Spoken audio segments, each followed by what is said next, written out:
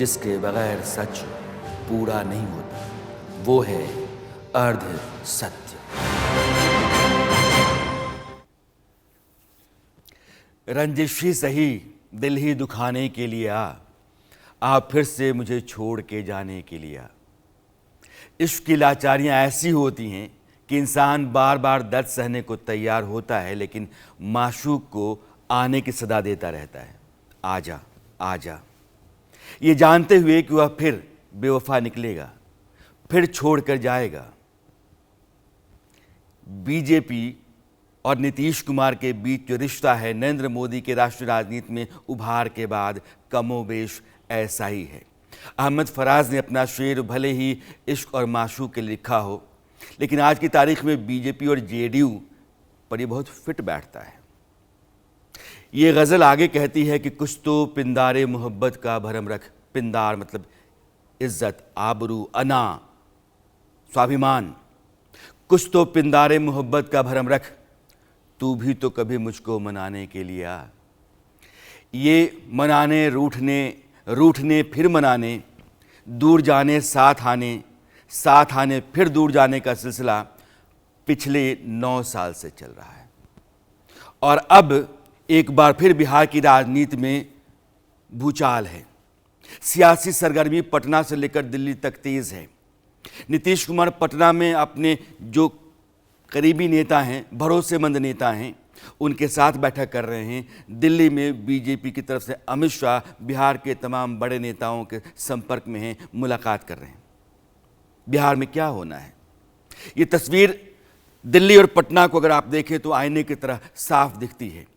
नीतीश कुमार संकेत पिछले 24 घंटों से दे रहे हैं कि कुछ होने वाला है, और मैं आगे बढ़ूं, सिलसिला आपको समझाऊं क्या कुछ हो सकता है और होने के संकेत कब से मिल रहे हैं, कारण कब से दिखाई पड़ रहे हैं। उससे पहले नीतीश कुमार ने 24 घंटे पहले जो कहा था उसको मैं आपको सुनाना चाहता हूं। यह जो ग्राफिक्स आपके पास है, ये ग्राफिक्स पटना और दिल्ली में बीजेपी और जेडीयू के नेताओं के बीच बैठक जो चल रही है उसके बारे में है। और यह जो दूरी 1000 किलोमीटर के है, इस बीच में एक नए सेतु को तैयार करने के, सियासी सेतु को तैयार करने की कोशिश है।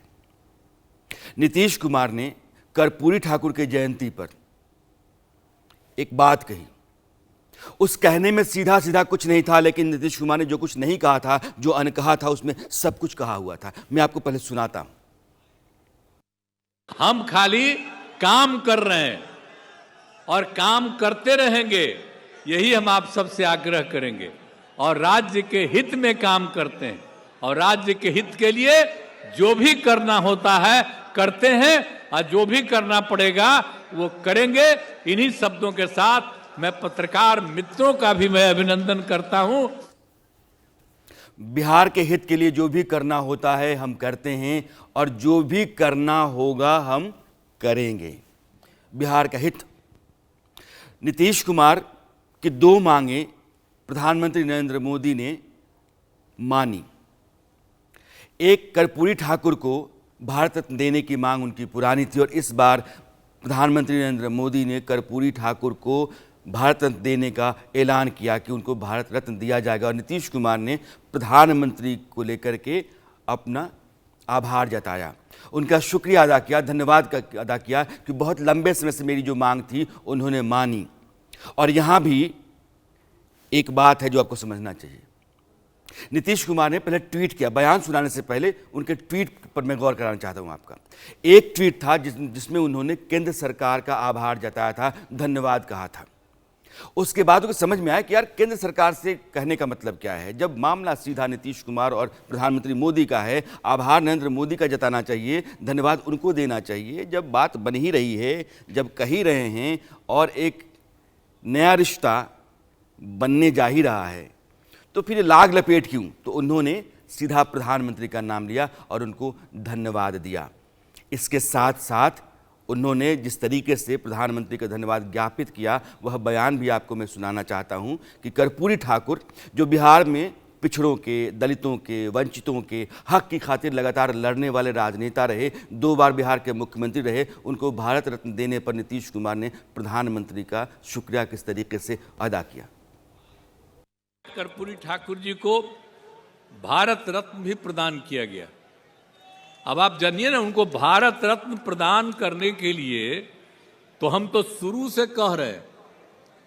आप अगर देखिएगा तो जब हम लोगों की सरकार बनी है 2005 में, तो 2006 के बाद 2007 से लेकर के आई 2023 तक हर साल, पहले कांग्रेस की सरकार या और की सरकार, बाद में अभी जो सरकार है, इन सब लोगों को हम अनुरोध करते रहे, लिखते रहे कि भाई जननायक कर्पूरी ठाकुर जी का भारत रत्न प्रदान किया जाए। अभी लोग नहीं करते थे, लेकिन कल कर दिया है, तो मुझे खुशी है। मैं इसके लिए केंद्र सरकार को और प्रधानमंत्री जी को भी मैं बधाई देता हूं कि उन्होंने स्वीकार कर लिया। एक बात ये कि कर्पूरी ठाकुर को भारत रत्न देने की नीतीश कुमार की मांग प्रधानमंत्री ने स्वीकार कर ली, और दूसरी बात यह है कि प्रधानमंत्री की जो बिहार की आगामी यात्रा है, जो कई बार से टल रही है, और टलने का कारण भी यही माना जा रहा है कि नीतीश कुमार पहले फैसला कर लें कि इस पार कि उस पार। अगर वो उस पार हैं तो फिर प्रधानमंत्री का जो भाषण होगा वो नीतीश कुमार को उस पार रख करके होगा। इस पार हैं तो फिर प्रधानमंत्री का भाषण होगा वो इस पार के मुताबिक होगा। और बिहार में कई हजार करोड़ की सौगात प्रधानमंत्री लेकर के जा रहे हैं अपनी इस यात्रा में। इसलिए सौगात भी हो और साथ भी हो, यह दोनों चीज़ें एक बार में हो जाएं तो सोने पर सुहागा है। इसीलिए प्रधानमंत्री की यात्रा रुकती रही है और नीतीश कुमार कि यह दूसरी मांग कि बिहार के विकास के लिए केंद्र पैसा दे, इस बार खजाना खोला जा रहा है और प्रधानमंत्री की इस बार की यात्रा में बिहार को बेहिसाब सौगात मिलने वाली है। इन दोनों बातों को जोड़ेंगे आप, तब भी आपको संकेत मिलता है। दिल्ली और पटना में जो बैठकें चल रही हैं उससे भी आपको संकेत मिलता है। और 24 घंटे के भीतर बिहार में जो कुछ हुआ है, लालू प्रसाद यादव और नीतीश कुमार, इनके बीच में टकराव जो बढ़ा है, जिस तरीके से तनातनी रही है, वह भी आपको जानना चाहिए, समझना चाहिए। और वहाँ से भी संकेत मिलते हैं, बल्कि संदेश मिलते हैं। और वो क्या है? 24 घंटे में क्या हुआ? लालू प्रसाद यादव की बेटी रोहिणी आचार्य ने आज ट्वीट किए, 3 ट्वीट उन्होंने किए। और उन तीनों ट्वीट में उन्होंने एक ट्वीट में लिखा कि समाजवादी पुरोधा होने का दावा करता वही है, हवाओं की तरह बदलती जिनकी विचारधारा है। एक ट्वीट रोहिणी आचार्य का ये था। रोहिणी आचार्य कौन? लालू प्रसाद यादव की बेटी। लालू प्रसाद यादव की बेटी आखिर किस हैसियत से कह रही हैं? सिर्फ लालू प्रसाद यादव की बेटी होने के नाते। उन्होंने दूसरा ट्वीट भी लिखा। दूसरे ट्वीट में कहा कि विधि का विधान कौन टाले जब खुद की नीयत में ही खोट हो। रोहिणी आचार्य डॉक्टर हैं और उन्होंने ही लालू प्रसाद यादव को किडनी दी। लालू प्रसाद यादव की वो बेटी जिनका लालू प्रसाद यादव भी आभार जताते रहे हैं। लेकिन एक के बाद जो 3 ट्वीट्स रोहिणी के रहे, उसके कारण नीतीश कुमार का माथा भन्नाया, वो नाराज हुए। उन्होंने कहा कि पता करो ये ट्वीट रोहिणी आचार्य का ही है क्या। और जब उनकी नाराजगी का अंदाजा हुआ या वो खबर पहुंची लालू प्रसाद यादव के परिवार को, तो रोहिणी आचार्य का ट्वीट डिलीट करवाया गया। अब सवाल यह है कि रोहिणी आचार्य ने इस तरह के ट्वीट्स क्यों लिखे? प्रदेश के मुख्यमंत्री के खिलाफ एक ऐसी लड़की या एक ऐसी महिला ट्वीट कर रही हैं जिनका ना तो पार्टी में कोई लेना देना है, न सरकार में कोई जिम्मेदारी है, न सरकार में उनकी कोई भूमिका है। सिर्फ इसलिए कि नीतीश कुमार ने कर्पूरी ठाकुर के जयंती पर जो बयान दिया अपना, लालू प्रसाद यादव पर जो तंज कसा या यूं कहिए कि हमला किया, उसकी चोट रोहिणी को थी और उन्होंने पिता की तरफ से जवाब दिया था। अब नीतीश कुमार ने क्या कहा था? कर्पूरी ठाकुर की जन्म जयंती पर नीतीश कुमार ने नरेंद्र मोदी के जो बयान लगातार चलते रहे हैं, भ्रष्टाचार और वंशवाद की लाइन पर नीतीश कुमार ने अपने आप को रखा। यानी कि वो प्रधानमंत्री की लाइन टो किए और उन्होंने कहा कि कर्पूरी साहब जननायक, वो लगातार राजनीति में वंशवाद का विरोध करते रहे और उन्हीं की राह पर चलते हुए मैंने भी राजनीति में अपने परिवार को आगे नहीं बढ़ाया, लेकिन कुछ लोग हैं जो परिवार को ही बढ़ाते रहते हैं। आप नीतीश कुमार का वह बयान सुनिए जो उन्होंने कर्पूरी ठाकुर की जन्म जयंती पर दिया, और इसका सीधा मतलब क्या था आप भी समझ जाएंगे।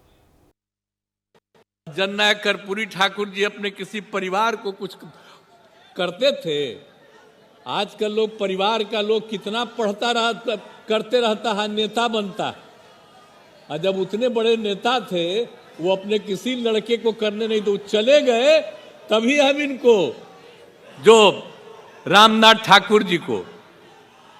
जब वो चले गए तो हम ही लोग रामनाथ ठाकुर जी को आगे बढ़ाए, यहाँ पर मंत्री रहे, सब कुछ रहे, आजकल राज्यसभा के सदस्य हैं और वहाँ पर पार्टी के तो जनरल सेक्रेटरी भी हैं, पार्टी के नेता भी हैं, हर तरह से उनका इज्जत हम लोग करते हैं। तो हम लोग तो करते हैं, लेकिन आजकल तो बहुत लोग अपने परिवार को बढ़ाते रहता है। लेकिन आप समझ लीजिए कि जननायक कर्पूरी ठाकुर जी कभी भी अपने परिवार को नहीं बढ़ाए।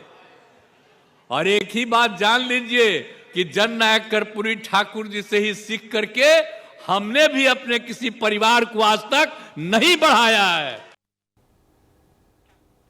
कर्पूरी ठाकुर की आड़ में लालू प्रसाद यादव पर नीतीश कुमार ने हमला किया, या यूं कहिए कि जो नरेंद्र मोदी ने नीतीश कुमार की कर्पूरी ठाकुर को भारत रत्न देने की मांग मानी, उसका बदला चुकाया लालू प्रसाद यादव पर इस तरीके से हमला करके।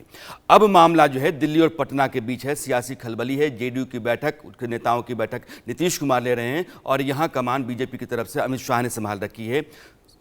जो बिहार के बड़े नेता हैं, प्रदेश के अध्यक्ष सम्राट चौधरी, सुशील कुमार मोदी, अश्विनी चौबे, इन तमाम नेताओं से उनकी बारी बारी से मुलाकात हो रही है। और इन दोनों शहरों के बीच जो सियासी खलबली है, उसमें बिहार में सत्ता के बदलाव की आहट आप सुन सकते हैं। नीतीश कुमार के फिर से पाला बदलने की गूंज आपको सुनाई पड़ रही होगी। हालांकि अभी सरकार वही चल रही है जो आरजेडी और जेडीयू की है, लेकिन कुछ भी कभी भी हो सकता है, फैसला कभी भी हो सकता है। क्यों है, कैसे है, किस कारण से है, होगा क्या, और बीजेपी जेडीयू साथ आएंगे तो उसके बीच में शर्तें जो होंगी, जो मोल भाव होगा, सौदेबाजी होगी, वो किस तरीके की होगी। इन सब बड़े और बुनियादी सवालों पर चर्चा के लिए मेरे साथ इंडिया न्यूज़ के एडिटोरियल डायरेक्टर आलोक मेहता जी और कंसल्टिंग एडिटर अरविंद मोहन, आप दोनों का बहुत बहुत स्वागत है। 2 दिन पहले जब नीतीश कुमार राज्यपाल से मिलने गए तो आप दोनों को लग रहा था कि नहीं कोई भी सियासी हलचल नहीं है और नीतीश कुमार को समझना बेकार है, वो तो वाइस चांसलर के मामले पर गए होंगे, बिहार में बहुत सारे मुद्दे होंगे, उस पर गए होंगे।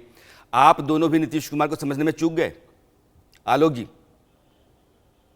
जी, मेरा ऐसा मानना है कि प्रधानमंत्री नरेंद्र मोदी और नीतीश जी ने अलग अलग कारणों से कहिए कि वो मन में क्या रखते हैं, ये आसानी से कोई पकड़ नहीं पाता। कहने को सलाहकार बहुत सब होते हैं, लेकिन जब वो फैसला करते हैं तब पता चलता है उनके सहयोगियों को। इसलिए हमें, आप बिल्कुल ठीक कह रहे हैं, आपने कह दिए कि हम लोग अफवाहों पर भरोसा नहीं करते, इसलिए बल्कि अगले दिन उनकी कार्यालय की तरफ से जारी भी किया गया, ये नीतीश कुमार मुख्यमंत्री कार्यालय की तरफ से जो जारी हुआ, उसमें कहा गया कि वो कुलपतियों के लिए मिलने गए थे। इसलिए हमारी आशंका ये कह सकते हैं। लेकिन हाँ, इससे पहले यदि आप याद करें तो अपन लोग जब पहले भी बात करते रहे हैं, तो कैसे लालू यादव, तेजस्वी यादव के चंगुल से छटपटाहट नीतीश कुमार की है, वो अपने चैनल पे और भी मीडिया में ये आती रही है।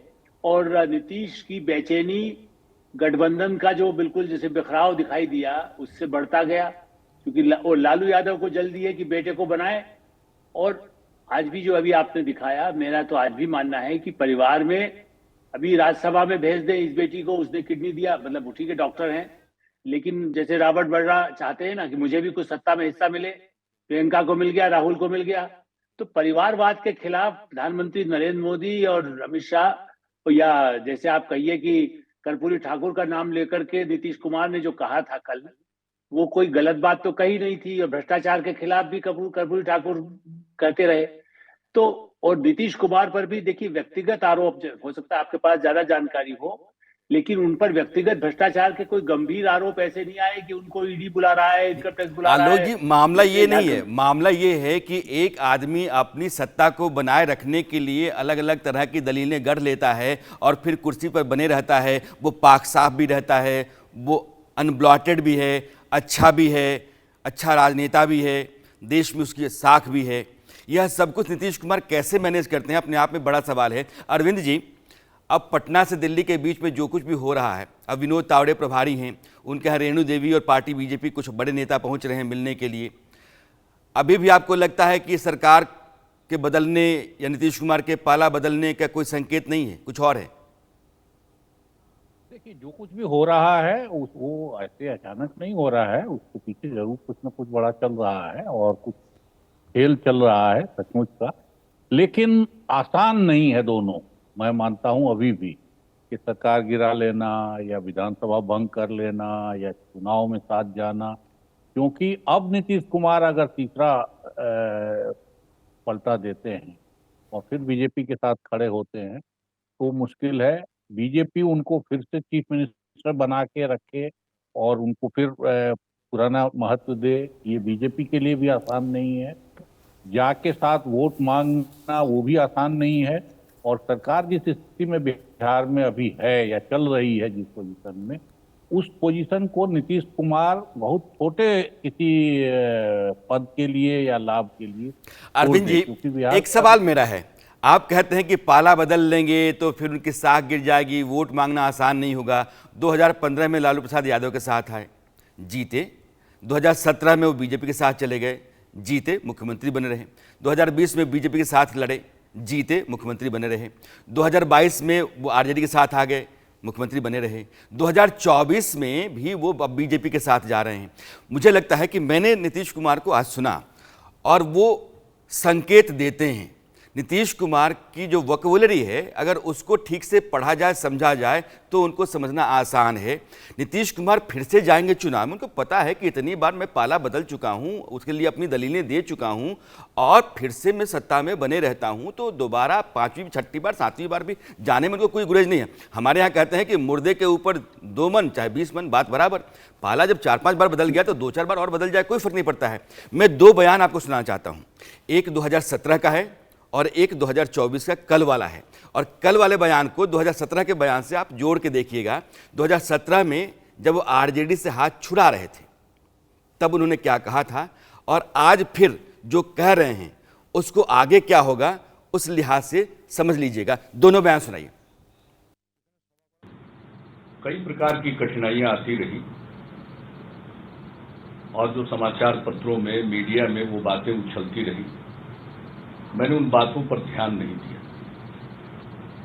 खासकर राष्ट्रीय जनता दल की तरफ से अनेकों बार आपत्तिजनक बयान आए जो गठबंधन धर्म के बिल्कुल विपरीत था।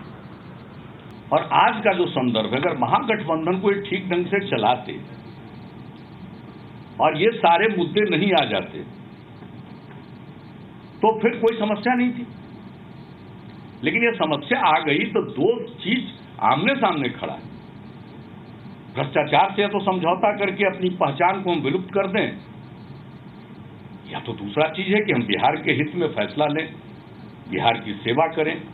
अभी छोड़ दीजिए, हम खाली काम कर रहे हैं और काम करते रहेंगे, यही हम आप सबसे आग्रह करेंगे। और राज्य के हित में काम करते हैं और राज्य के हित के लिए जो भी करना होता है करते हैं और जो भी करना पड़ेगा वो करेंगे। इन्हीं शब्दों के साथ मैं पत्रकार मित्रों का भी मैं अभिनंदन करता हूं। बिहार के हित में फैसला लूंगा, बिहार के हित में काम करता हूं। 2017 और 2024 में कह रहे हैं कि बिहार के हित में काम किया है, आगे भी बिहार के हित में ही काम करूंगा। अरविंद जी, पुराने बयान से नए बयान को जोड़कर देखें तो कुछ संकेत मिलता है? नहीं, लेकिन 2020 विधानसभा चुनाव के बाद नीतीश कुमार की ताकत घटी, जेडीयू की ताकत घटी और फिर उनकी जो स्थिति थी उस समय, वो कल्पना वो खुद नहीं कर पाए होंगे कि उनकी ये दुर्गति हो जाएगी। और वो चाह के भी सुशील मोदी को डिप्टी चीफ मिनिस्टर नहीं बना पाए, कैबिनेट अपने मन का नहीं बना पाए। जो दुर्गति उनकी उस समय हो गई थी, उसको मेरे ख्याल से उनको पता ठीक से अभी भी उनको होगा कि अब अगर वो बीजेपी के पास जाते हैं तो बीजेपी उनसे क्या कराएगी या वो क्या करने की स्थिति में होंगे ये। और फिर यही जो पार्टी अभी उनके पास पड़ी है कम या ज्यादा ताकत के साथ, इस पार्टी का कितना हिस्सा बचेगा नहीं बचेगा, ललन सिंह वाली बात जो कही जा रही है, इसमें कुछ हिस्सा मेरे ख्याल से उनकी पार्टी का निश्चित रूप से आरजेडी की तरफ जाएगा, बीजेपी की तरफ सीधे चला जाएगा। पॉसिबल है कांग्रेस की तरफ भी जाए, क्योंकि एक बड़ा हिस्सा वोट का नीतीश कुमार को जो मिलता रहा है वो अति पिछड़ों का है, मुसलमानों का है, अगड़ों का है। ये 3 समूह ऐसे थे जो बिना संगठन के नीतीश कुमार को मदद कर रहे हैं।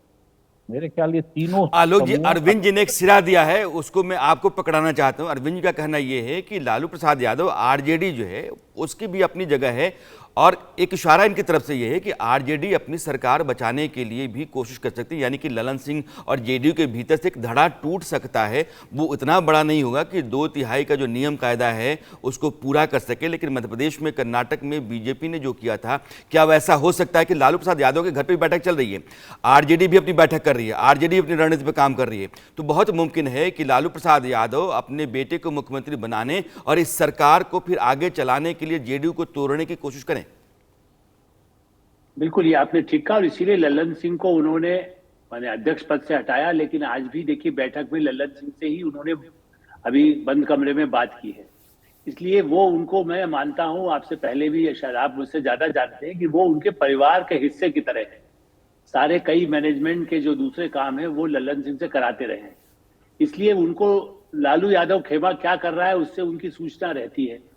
लेकिन मैं मानता हूं कि हो सकता है कि वो राष्ट्रपति शासन माने राजशासन ना हो, उनको कार्यवाहक मुख्यमंत्री, वो चूंकि बहुमत उनके पास है, यही लालू यादव की आपत्ति है कि सीटों में यदि आज भी उनकी संख्या अधिक है आरजेडी की, या तो आरजेडी के लोग टूटे या जेडीयू के लोग टूटे। इसलिए आप और हम ये नहीं, लेकिन इसलिए कैलकुलेशन अमित शाह जी के दफ्तर में जो घर में बात हो रही है उसमें यही फैसला होना है कि क्या वहां पर वो मुख्यमंत्री विधानसभा का चुनाव भी साथ करा दे, जैसा कई लोग मानते हैं कि भाई लोकसभा विधानसभा के चुनाव साथ में हो, तो प्रयोग चलिए बिहार से ही शुरू करते हैं।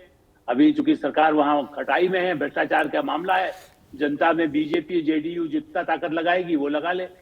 तो एक संभावना ये है, या फिर बीजेपी के कुछ लोग उनका साथ देने को, फिर से लेने को असहमत है। गिरिराज का भाषण आ रहा है ना, लेकिन गिरिराज सिंह की क्रेडिबिलिटी बहुत बीजेपी में गिर चुकी है, मैं आपको साफ बता रहा हूँ जी। इसलिए अभी उनका मुझे लगता है कि मुश्किल में है। बीजेपी में इस तरह का कोई भी रणनीतिक निर्णय होगा तो सिर्फ 2 ही लोगों के जरिए होता है, प्रधानमंत्री नरेंद्र मोदी और अमित शाह के माध्यम से। इसलिए गिरिराज सिंह के बयान को मैं गंभीरता से नहीं ले रहा हूं। मैं कहीं से भी, अगर बिहार बीजेपी के नेता जितने भी हैं वो दिल्ली में आकर के मिल रहे हैं, जिनके पास ओहदा है या जिनका मिलना बहुत जरूरी है, तो वो दिल्ली में बैठक कर रहे हैं, पटना में आरजेडी बैठक कर रही है। मुझे लगता है कि ललन सिंह को बनाए रखने, पटाए रखने, पटाना शब्द जानबूझ के इस्तेमाल कर रहा हूं, और जोड़े रखने का कारण ये रहा है कि ललन सिंह को लेकर के नीतीश कुमार के भीतर एक डर रहा होगा कि ललन सिंह कहीं पार्टी के भीतर तोड़ पैदा करके लालू प्रसाद यादव की मंशा को पूरा ना कर दें और तेजस्वी यादव को मुख्यमंत्री बनाने की कोशिश में ललन सिंह हथियार ना बन जाए लालू प्रसाद यादव के लिए। ये हो सकता है। लेकिन अगर अरविंद जी, बीजेपी और जेडीयू साथ आते हैं, यह समझौता, मैं आलोक जी की इस बात से सहमत नहीं हूं कि वो विधानसभा चुनाव लोकसभा चुनाव के साथ कराना चाहेंगे। नीतीश कुमार की एक ही लालसा रही है कि अगर मैं केंद्रीय राजनीति में नहीं उठ पाया हूं तो बिहार की राजनीति और बिहार की कमान मेरे हाथ में रहे। 2025 नवंबर दिसंबर तक चली सरकार, 2 साल सरकार का बाकी है, और 2 साल सिर्फ इसलिए वो गंवा दें कि आने वाले चुनाव में उनकी सरकार बन सकती है या बहुमत से आ सकते हैं, इसकी गुंजाइश कहीं नहीं है। ना तो बीजेपी सांगठनिक तौर पर जितनी मजबूत है उतना कोई उनका संगठन है, और ना ही आरजेडी के पास जो मुसलमानों और यादवों का आधार है वो उनके पास है। तो एक तरीके से सांगठनिक ढांचा नहीं है, जनाधार नहीं है, उनके पास सीटों का टोटा पड़ सकता है। तो 2 साल मुख्यमंत्री बने रहने के लिए बीजेपी के साथ समझौता करेंगे, और इसके लिए बीजेपी उनका कितना हाथ मरोड़ सकती है यह मैं आपसे समझना चाहता हूं।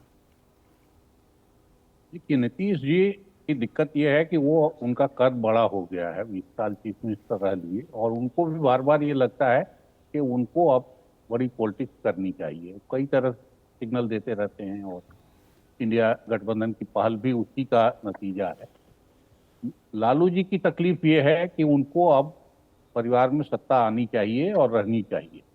ये 2 बूढ़े लोगों की तकलीफ अलग अलग किस्म की है, और अभी दोनों एक साथ हैं। तो एक तकलीफ के लिए नीतीश कुमार दूसरी तकलीफ नहीं लेंगे।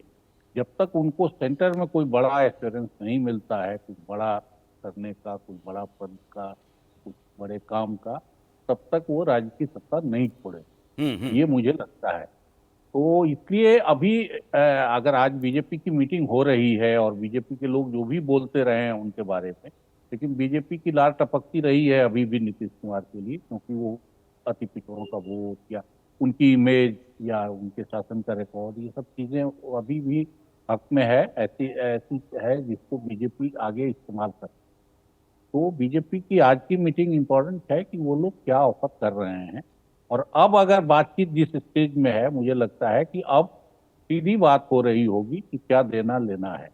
हम सब ने देखा है कि आरजेडी से जब बात हुई है, वो जातिवाद जनगणना के नाम पे गए थे तेजस्वी मिलने उनको, और उसमें लगभग सारी चीजें तय होके आ गई। और उसके बाद सरकार अरविंद जी ने बदलने दो तीन बातें कही हैं। अरविंद जी का कहना है कि नीतीश कुमार चूंकि चेहरा हैं, बिहार में एक बड़ा नेता है, इस बात से आप इनकार नहीं कर सकते हैं। दूसरा ये है कि उनके पास एक छोटा जनाधार सही लेकिन है, और तीसरी बात यह है कि बीजेपी के पास नीतीश कुमार की यानी उनके चेहरे की कोई काट नहीं है। नीतीश कुमार ने बहुत लंबे समय से इस बात के संकेत देने शुरू कर दिए थे कि बीजेपी से उनकी अदावत नहीं है, बीजेपी के साथ रिश्ता कभी खत्म हो जाए। उनके बयान बीजेपी को लेकर मैं सुनाऊंगा, लेकिन कुछ चीजें मैं आपको दिखाना चाहता हूं कैसे G20 में आने से लेकर के और आज की तारीख में अटल बिहारी वाजपेयी और दीनदयाल उपाध्याय की जयंतियों को मनाने और उनके बारे में एक बेहतर राय सार्वजनिक तौर पर रखने की परंपरा उन्होंने बनाए रखी है। यानी कि बीजेपी के जो थिंक टैंक हैं, बीजेपी जिन सिद्धांतों से उपजी है, पली बड़ी है, दीनदयाल उपाध्याय जनसंघ के संस्थापक, दीनदयाल के रास्ते पर बीजेपी चलती है, अटल बिहारी वाजपेयी बीजेपी का सबसे बड़ा लोकप्रिय चेहरा, और इन दोनों की जयंती नीतीश कुमार मनाते हैं।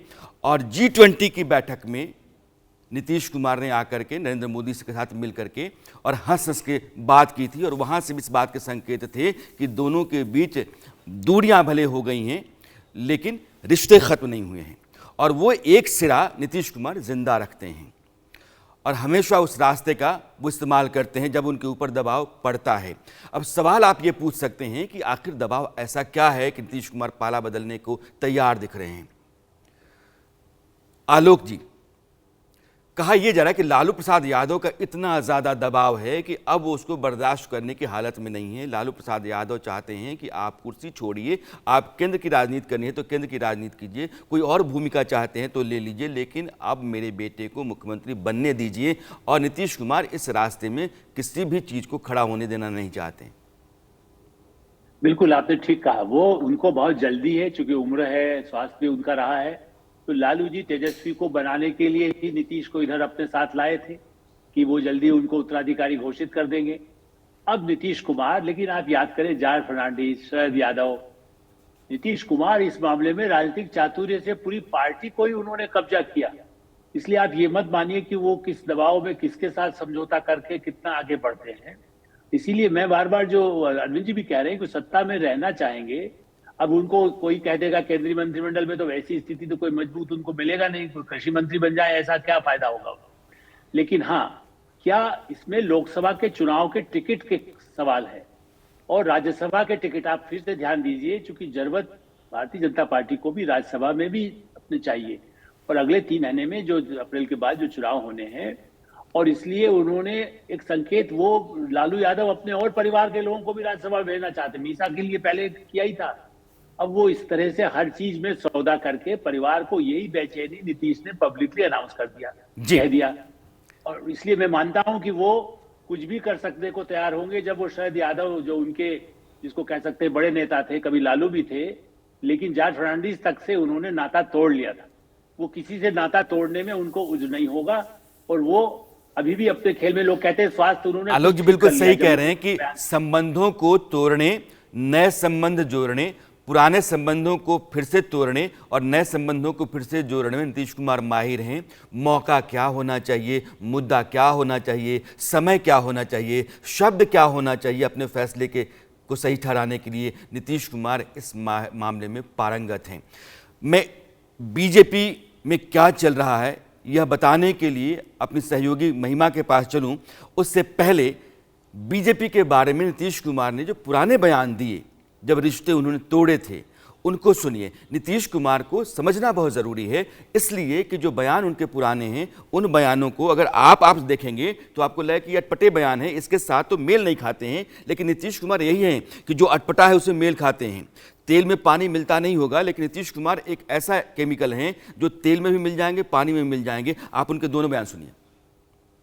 रहे या मिट्टी में मिल जाए, आप लोगों के साथ अब कोई समझौता भविष्य में नहीं होगा। असंभव अब ये संभव ही नहीं है, नामुमकिन। अब वो चैप्टर खत्म हो चुका, क्योंकि भरोसे को आप लोगों ने तोड़ा, उस भरोसे को आपने तोड़ा। अब जब जिस भरोसे को तोड़ दिया, आपके पास प्रचार की ताकत है, आपको इतने प्रचार की ताकत है। हम कभी भावना से काम नहीं करते। जिस तरह से वो बाकी सबके साथ कर रहे हैं, हमको अलग हो गए। और आप जान लीजिए, जीवन भर हम किसी भी तरह से उन लोगों के साथ फिर नहीं जाएंगे। हम लोग सब जो पुराने समाजवादी हैं, एक साथ रहेंगे और बिहार का तो तरक्की करेंगे ही, देश के उत्थान के लिए भी हम लोग मिल करके काम करेंगे। आप सबका सहयोग चाहिए और आज देख करके खुशी हो रही है। नीतीश कुमार अब उसी बीजेपी के साथ फिर जा रहे हैं। एक शेर है, एक चेहरे से उतरती हैं नकाबें कितनी, लोग कितने एक शख्स में मिल जाते हैं। वक्त बदलेगा इस बार तो मैं पूछूंगा उससे, तुम बदलते हो तो क्यों लोग बदल जाते हैं। वक्त की जगह नीतीश कुमार रख दीजिए, ये शेर मुफीद है। अब मैं अपनी सहयोगी महिमा के पास चलता हूं, ये बताने के लिए कि बीजेपी के खेमे में जो बैठकों का सिलसिला चल रहा है वो क्या है, मायने क्या है, संकेत क्या है। महिमा, खबर क्या है? राणा सर, ये शेर आपने बिल्कुल सही कहा कि किस तरीके से चेहरे से नकाब उतरते हैं। तो जब बिहार की सियासत की बात आती है या पॉलिटिक्स की बात आती है, तो बिहार को लेकर दिल्ली में बड़ी हलचल है। पटना से लेकर दिल्ली तक का सियासी तापमान जो है वो बढ़ चुका है। बिहार बीजेपी प्रभारी विनोद तावड़े के आवास पर बड़ी बैठक जो है वो शुरू हो चुकी है, जिसमें प्रदेश अध्यक्ष सम्राट चौधरी, संगठन मंत्री बीकू भाई दलसानिया और पूर्व डिप्टी सीएम रेणु देवी पहुंची, मंत्री नागेंद्र भी पहुंचे हुए हैं। तो ये जो बैठक है वो इस समय विनोद तावड़े के घर पर चल रही है। लगभग कम से कम 15-20 मिनट हो चुके हैं राणा सर यहाँ पर ये जो बैठक है वो चल रही है। लेकिन अंदर खाने की अगर खबर लगाएं, क्योंकि सम्राट चौधरी जब दिल्ली लैंड किए थे तो उनसे जब पूछा गया था कि आखिर नीतीश कुमार को लेकर क्या चल रहा है, किस तरीके से बिहार की राजनीति को आप देखते हैं, तो उन्होंने कहा था कि पहले बैठक हो जाने दो। तो अब विनोद तावड़े के पास जब बैठक हो जाएगी, उसके बाद एक बैठक जो है वो गृह मंत्री अमित शाह के घर पर होगी। अब दो चीजें यहाँ पर राणा सर देखने वाली है।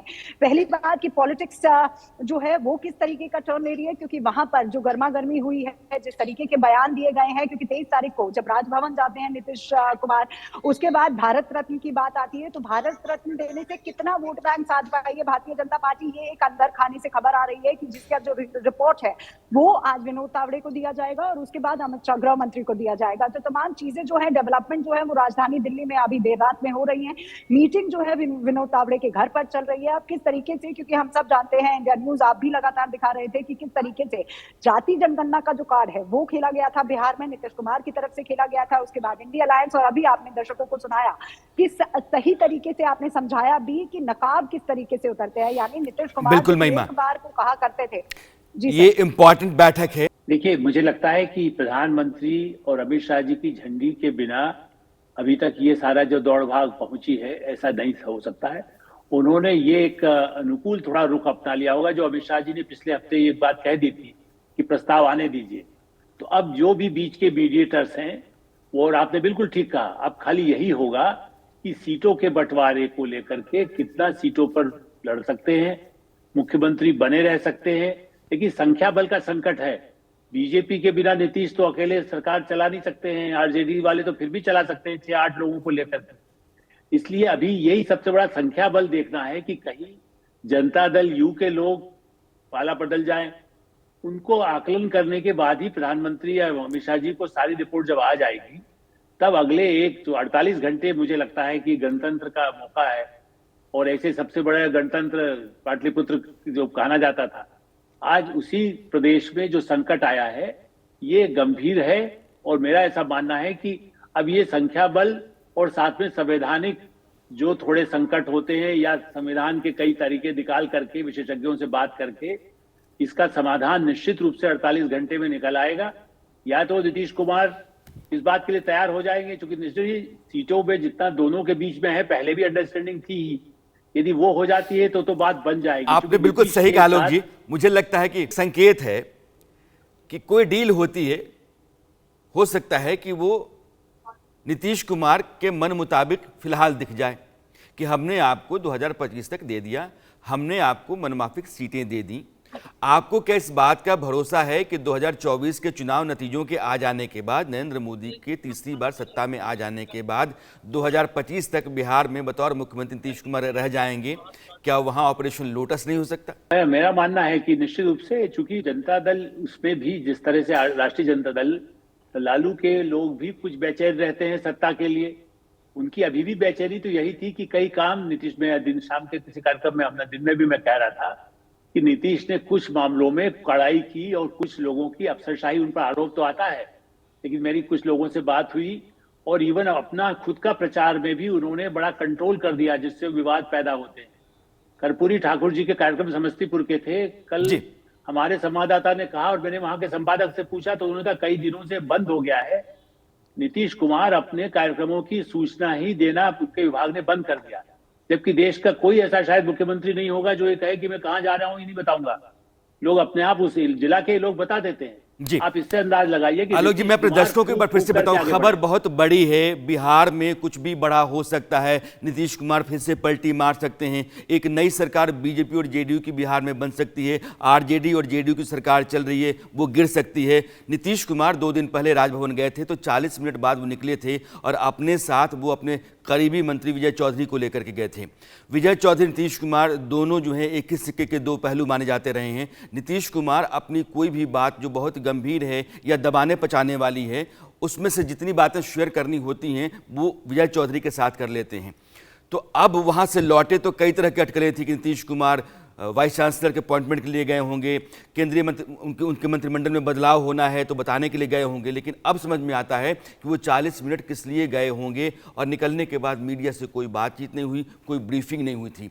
आज अचानक खलबली पैदा होने लगी। नीतीश कुमार ने अपने घर पर अपने नेताओं की बैठक बुलानी शुरू कर दी और दिल्ली में बीजेपी के नेता जो बिहार के हैं पटना से दिल्ली के लिए रवाना होने लगे और यहाँ विनोद तावड़े जो प्रभारी हैं बीजेपी के बिहार के, उनके घर पर बिहार के नेताओं की बैठक चलने लगी है। माना यह जा रहा है कि नीतीश कुमार और बीजेपी के शीर्ष नेतृत्व के बीच में एक समझौता हो गया है, समीकरण बन गया है, सौदा तय हो गया है। अब आरजेडी के साथ नहीं चलना है, अब बीजेपी के साथ चलना है। तो 2024 के चुनाव में बीजेपी और जेडीयू साथ चुनाव लड़ेंगे। ऐसे में चिराग पासवान जैसे लोगों के लिए थोड़ी असहज स्थिति बन सकती है, लेकिन बीजेपी साथ सकती है। बीजेपी के पास नरेंद्र मोदी हैं और नरेंद्र मोदी के नाम पर बिहार में वोट है। कर्पूरी ठाकुर को भारत रत्न देने के ऐलान के बाद और अयोध्या में रामलला के मंदिर में रामलला की प्राण प्रतिष्ठा के बाद से बिहार के भीतर भी मोदी सरकार का जनाधार मजबूत हुआ है, बढ़ा है। यह बात नीतीश कुमार भी समझते हैं, सियासत के बहुत पारखी और माहिर आदमी हैं। इसलिए नीतीश कुमार ने सोचा कि नरेंद्र मोदी के साथ जाने में फ़ायदा है और 2025 तक लालू प्रसाद यादव उनको मुख्यमंत्री बने देना नहीं चाहते हैं। वो चाहते हैं कि सत्ता आप बदल लीजिए, मेरे बेटे को आप कमान दे दीजिए, वो चाहते नहीं हैं। ऐसे में मुख्यमंत्री की कुर्सी बचाने की खातिर बीजेपी के साथ वो फिर से आ जाएंगे। भले ही लोकसभा चुनाव में सीटों के साथ कुछ समझौता करना पड़ जाए, कुछ रियायत बीजेपी से लेनी पड़ जाए, यह बात वो समझते हैं। इसलिए एक नया समीकरण बिहार में बन सकता है और आरजेडी भी अपनी बैठक कर रही है। लेकिन महिमा, सवाल ये है कि अभी जो बीजेपी के नेता विनोद तावड़े के साथ बैठक कर रहे हैं वो कौन से हैं, बैठक कितनी देर चल रही है, इसके बाद भी क्या कुछ और बैठकें हैं?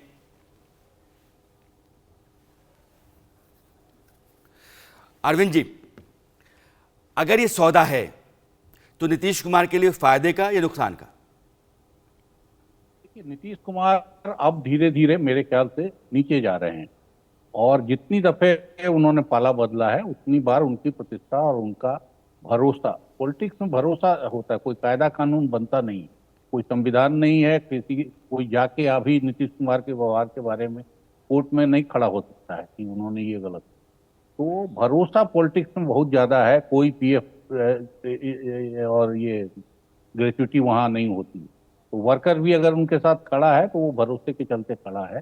तो जितनी दफे पाला बदलेंगे उतनी बार भरोसा नीचे गया है और जितना अच्छा काम करते गए हैं मेरे ख्याल से उस पर खुद भी पानी फेरते जा रहे हैं। बिहार में जो उन्होंने किया है वो काफी है मेरे ख्याल से। लंबे समय बाद बिजली, सड़क, इन सब मामलों में बिहार में काम हुआ दिखता है। कई मामले में बहुत अभी भी खराब हालत है लेकिन तब भी काम दिखता है।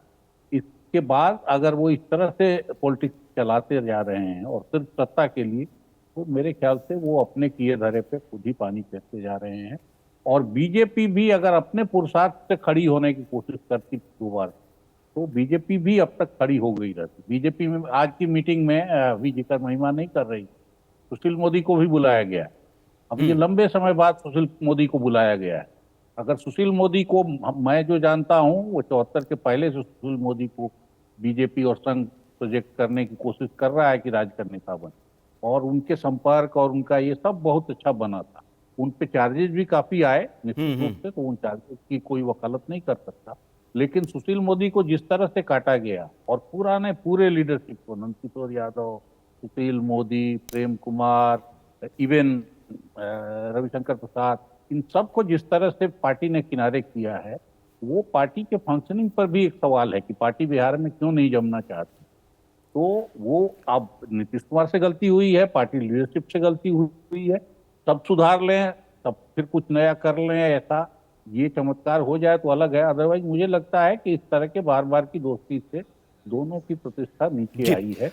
अरविंद जी, मैं अपने दर्शकों को बताना चाहता हूं कि अरविंद जी को लगता है कि नीतीश कुमार की साख खत्म हो रही है। नीतीश कुमार को लगता है कि अब वो आखिरी दौर में हैं, सत्ता जब तक हाथ में रहती है तब तक रखना चाहिए, क्योंकि उनकी पार्टी संगठन मजबूत नहीं है, उनकी पार्टी में उनके बाद कोई नेता नहीं है। तो ये व्यक्ति आधारित पार्टी है, और व्यक्ति आधारित पार्टियों का हश्र जो है वो नेता के खत्म होने के बाद वो खत्म हो ही जाती हैं। और बीजेपी को लगता है कि नीतीश कुमार के साथ आ जाने के बाद जेडीयू का जो पूरा संगठनिक ढांचा है, जो भी जनाधार है, वो धीरे धीरे वो अपने साथ ले लेगी और फिर अपने चेहरों के साथ आगे बढ़ जाएगी। बीजेपी ऐसा सोच रही होगी। आज 24 घंटे के भीतर क्या हुआ मैं फिर से आपको बताना चाहता हूं, क्योंकि यह जो संकेत हैं वो अब साथ चलने के नहीं है जेडीयू आरजेडी के बीच में। कैबिनेट की बैठक नीतीश कुमार ने 15 मिनट में निपटाई। जब तक लोग चाय हाथ में पकड़ते और बिस्किट उठाते, उस समय तक उन्होंने कैबिनेट की मीटिंग निपटा दी। वो फ्लोर पर आए, वो लिफ्ट से नीचे उतरे, तेजस्वी यादव सीढ़ियों से नीचे उतरे। आप देखते रहिए कि क्या क्या होता रहा है। इसके बाद ट्वीट आया रोहिणी आचार्य का। उस ट्वीट पर आग बबूला हुए नीतीश कुमार। उन्होंने कहा कि जांच कराओ, पूछो, पता करो रोहिणी आचार्य का ये ट्वीट है क्या। उसके बाद उस ट्वीट को लालू प्रसाद यादव के परिवार ने डिलीट करवाया होगा, वो ट्वीट डिलीट कर दिया गया। इससे पहले आपको याद होगा कि 14 तारीख को मकर संक्रांति के दिन नीतीश कुमार राबड़ी देवी के घर पर गए थे। मीडिया बाहर मेन गेट पर खड़ा था कि नीतीश कुमार आएंगे कि नहीं, क्योंकि पिछले कई दिनों से दोनों लोगों के बीच में, लालू प्रसाद यादव और नीतीश कुमार के बीच में तनातनी चलती रही है। बातचीत बंद हो गई। तेजस्वी गए, बातचीत का सिलसिला शुरू हुआ, लेकिन मन नहीं मिला। 14 तारीख को नीतीश कुमार राबड़ी के घर गए, लेकिन पिछले दरवाजे से गए। 10 मिनट के लिए बैठे और 10 मिनट बैठने के बाद पिछले दरवाजे से निकल गए। मीडिया से उन्होंने कोई सवाल जवाब नहीं किया, क्योंकि दरवाज़ा पीछे का जो था वो सीधे उनके घर की तरफ जाता है। मीडिया बाहर आ गया और नीतीश कुमार बिना कोई सवाल जवाब दिए निकल गए। अब ये तस्वीर जो आपके सामने स्क्रीन पर है, आप देखेंगे तो लालू प्रसाद यादव और नीतीश कुमार दोनों दो जगह बैठे हुए हैं, दोनों अपना अपना काम कर रहे हैं। दोनों के बीच में कोई भी जो आम तौर पर दोनों के बेहतर रिश्तों का संकेत मिलता हो संबंधों से, ऐसा दिखा नहीं, कोई संकेत यहाँ नहीं दिखा। जबकि 2017 में आप जाएंगे, नीतीश कुमार ने जब पाला बदला था आरजेडी से पहले, उसके पहले जो चूड़ा दही का था, ये तस्वीर आपके सामने है। ये चूड़ा दही 2017 वाला है, जिसमें दोनों साथ चल रहे थे। और ये जो अब मैं आपको दिखा रहा हूँ 2024 का चूड़ा दही है, जिसमें दोनों अलग अलग बैठे हुए हैं। और 10 मिनट में नीतीश कुमार राबड़ी के घर से निकल गए। संकेत तब भी था। संकेत जब वो राजभवन पहुंचे 40 मिनट के लिए और चुपचाप विजय चौधरी को लेकर के निकल गए, मीडिया के सवालों का जवाब दिए बगैर या मीडिया का सामना किए बगैर। और आज जो 24 घंटों के भीतर हुआ है, उन्होंने कर्पूरी की जन्म जयंती पर लालू प्रसाद यादव पर निशाना साधा। कहा कि कुछ लोग वंशवाद को लेकर के ही राजनीति करते रहे हैं, जब कर्पूरी जी ने सिखाया था कि वंशवाद राजनीति के लिए खतरनाक है, मैं इसीलिए अपने परिवार को राजनीति में नहीं लेकर के आया। लालू प्रसाद यादव पर उनका हमला था। लालू प्रसाद की बेटी रोहिणी आचार्य ने नीतीश कुमार पर हमला किया। तो यह 24 घंटे के भीतर जो कुछ भी चलता रहा है, उसमें अब कहीं भी कोई गुंजाइश साथ बने रहने की दिखती नहीं है। हालांकि मैं फिर कहूँगा कि राजनीति में, सियासत में कुछ भी संभव है। जो आपको लगता है कि संभव हो सकता है, कुछ भी संभव है। जब नीतीश कुमार ये कह सकते हैं कि मैं इन लोगों के साथ मर जाऊँगा लेकिन जाऊँगा नहीं, आपके साथ अब जीवन में कभी नहीं, और फिर से वो जाते हुए से दिख रहे हैं, तो फिर सब कुछ संभव है। इसलिए बाजी चाहे अतफाल है दुनिया मेरे आगे, होता है शबो रोज तमाशा मेरे आगे। राजनीति कमोवेश ऐसी ही है। आलोक जी, सवाल ये है कि नीतीश कुमार सिर्फ अपनी कुर्सी को बनाए रखने के लिए पाला बदल रहे हैं, या अपनी पार्टी की हैसियत को जो कमतर हो गई है उसको दोबारा पुरानी हैसियत में लाने के बदल रहे हैं? देखिए, दोनों बातें हैं। एक तो वो अपने को सत्ता में बनाए रखने के लिए लगातार बहुत सफल रहे हैं। इस बात पे तो उनकी आप बुराई भी कर सकते हैं लेकिन तारीफ भी कर सकते हैं कि इतना कठिन है, बिहार जैसे राज्य में कौन ऐसा मुख्यमंत्री है जो इतना लगातार चल सका हो। और उसी तरह से यदि यही एक लॉलीपॉप है कि को नहीं, आप यदि बीजेपी के साथ आकर के गठबंधन में, बीजेपी पहले भी लोगों को शिवसेना के साथ, बाद में तो उद्धव ठाकरे गड़बड़ कर गए, वरना शिवसेना के लोगों को हमेशा बनाने के लिए तैयार रहते थे। वो हो सकता है बाद में उनको और महत्वपूर्ण कोई जिम्मेदारी के बारे में कुछ बात उनको दे दिया जाए कि आके ठीक है आप चलते रहेंगे और हम भी चलते रहें, तो एक अंडरस्टैंडिंग हो या बाहर से समर्थन हो। एक जो आरजेडी की तरफ से भी संकेत दिया गया कभी कहने के लिए कि हम बाहर से संकेत दे सकते हैं, तो क्या बीजेपी बाहर से समर्थन नहीं दे सकती? सरकार में नीतीश रहें और बाहर से रह करके, चूंकि हम बिहार में अभी चुनाव नहीं चाहते हैं, इसलिए 2 दिन से जो खबर लीक की गई है कि अभी मैंने कल भी कहा था कि किसी चैनल पे आया तो मुझे भरोसा नहीं था, और आपने भी अभी भी कहा कि ऐसा नहीं कर सकते वो, लेकिन ये खबर को ऐसी तरह से चलाया जाता है, आप और हम जानते हैं कि किसी को टिप दे दिया जाए कि हम भंग कर देंगे, या हम सबको, तो विधानसभा के जो विधायक हैं वो चाहते हैं अरे साल भर और चुनाव न लड़े, 25 तक तो चल जाए जी। इसी स्थिति को बनाए रखने के लिए ही वो पार्टी को भी बचा लेंगे, और या फिर पूरा ही पतन होगा तो भयानक उनके लिए होगा। जब बीजेपी की जो सबसे बड़ी पीड़ा बिहार में रही है कि वो लंबे समय से सरकार में तो रही लेकिन मुख्यमंत्री कभी उसका अपना नहीं हो पाया, और बीजेपी के लिए बिहार ही एक असहज स्थिति की तरह रहा है और वो कहीं ना कहीं सालता रहा है। आज भी नीतीश कुमार के साथ हाथ मिलाना पड़ेगा बीजेपी को, तो नीतीश कुमार को ही कमान देनी पड़ेगी, लेकिन बीजेपी की नज़र इस बात पर हमेशा रहेगी। इस बार बीजेपी ने पूरा अभ्यास किया होगा, होमवर्क किया होगा कि हमको बिहार में अपनी सरकार बनाने, अपना मुख्यमंत्री बनाने के लिए क्या करना चाहिए, उसकी रणनीति उसने नीतीश कुमार से हाथ मिलाने से पहले ही तैयार कर ली होगी। इसलिए जो इस बार गठबंधन चलेगा वो ऐसा नहीं है कि 2025 तक बीजेपी को पीछे रख करके नीतीश कुमार आगे स्टीयरिंग पकड़ के चलते रहेंगे, ये थोड़ा असंभव सा है।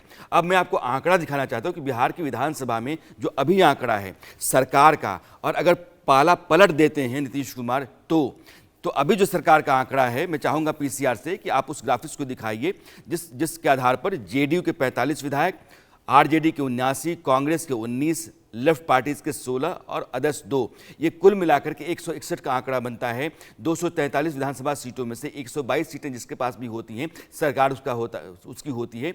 अभी 161 सीटें हैं तो बहुमत से बहुत आगे है। अगर मैं आरजेडी जेडीयू को निकाल दूं तो आरजेडी बाकी दलों के साथ 115 सीटों पर आके खड़ी होती है, यानी कि उसको 8 सीटों की जरूरत पड़ेगी।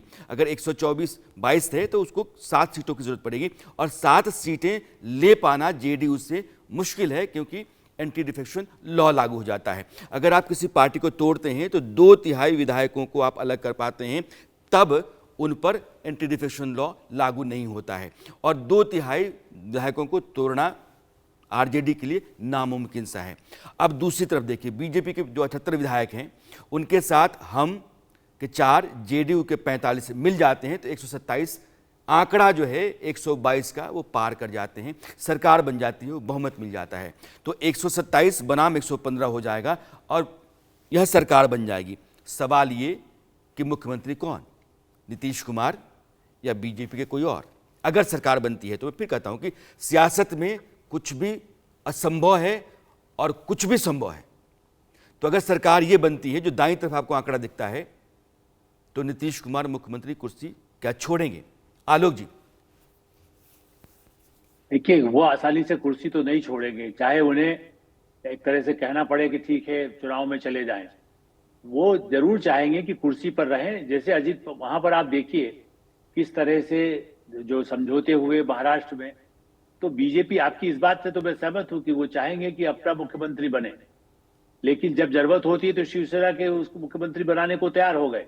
उनके पास कोई संख्या इतनी बड़ी नहीं थी। तो ये भी सही है कि किसको, या नीतीश कुमार का कोई पसंदीदा व्यक्ति बने जो बिल्कुल उनके हिसाब से चले। आलोक जी, क्या समझौता होगा और आप और हम नहीं तय कर सकते। यही सवाल मैं अरविंद से कर लेता हूं। अरविंद जी, देखिए, नीतीश कुमार अभी जिस पोजीशन में है उसमें किसी और के नाम से सहमत होना मेरे ख्याल से ज्यादा मुश्किल है। और बीजेपी का उनके नाम पे सहमत होना कंपैरेटिवली आसान है, क्योंकि बीजेपी डेस्परेट है। बीजेपी को नीतीश कुमार के जाने से सिर्फ 17 सीटों का मामला नहीं है, 40 सीटों का मामला है। बिहार में अगर ये गठबंधन रहा तो ये बीजेपी को काफी डैमेज करेगा, ये 17 के अलावा भी डैमेज कर सकता है। तो इसलिए बीजेपी के लिए अभी लोकसभा जीतने में और बिहार पूरा जीतने में नीतीश कुमार का साथ होना ज्यादा महत्वपूर्ण जी। है। कुल मिलाकर के बीजेपी ज्यादा नरेंद्र मोदी इस जरूरतमंद बार है। 2024 के चुनाव में 400 का आंकड़ा पार करना चाहते हैं और बिहार एक क्रिटिकल स्टेट है जहां नीतीश कुमार की अगुवाई में जो गठबंधन की सरकार चल रही है, अगर वो सही रहती है और वही चुनाव लड़ती है तो बीजेपी के लिए अपनी सीटें 17 निकाल पाना भी आसान नहीं होगा। नीतीश कुमार के पाला बदल देने के बाद से बीजेपी के लिए चीज़ें आसान हो जाएंगी। 400 का आंकड़ा पार करना है तो दक्षिण भारत में नरेंद्र मोदी इस तरीके से लगातार यात्राएं करते रहे हैं इस साल की शुरुआत में, वैसे ही उत्तर भारत में जो स्टेट बहुत ही क्रिटिकल हैं उन पर नज़र रखना, उनके लिए नए समीकरण साधना ज़रूरी है। और नीतीश कुमार के साथ बीजेपी का हाथ मिलाना या ये गले मिलना, ये उसी रणनीति का हिस्सा आप मान सकते हैं। अरसद में आप दोनों का बहुत बहुत शुक्रिया अपनी बात रखने के लिए और दर्शकों को बिहार समझाने के लिए। आज के लिए बस इतना ही, मुझे दीजिए इजाज़त, नमस्कार। वो आधा हिस्सा जिसके बगैर सच पूरा नहीं होता, वो है अर्ध सत्य।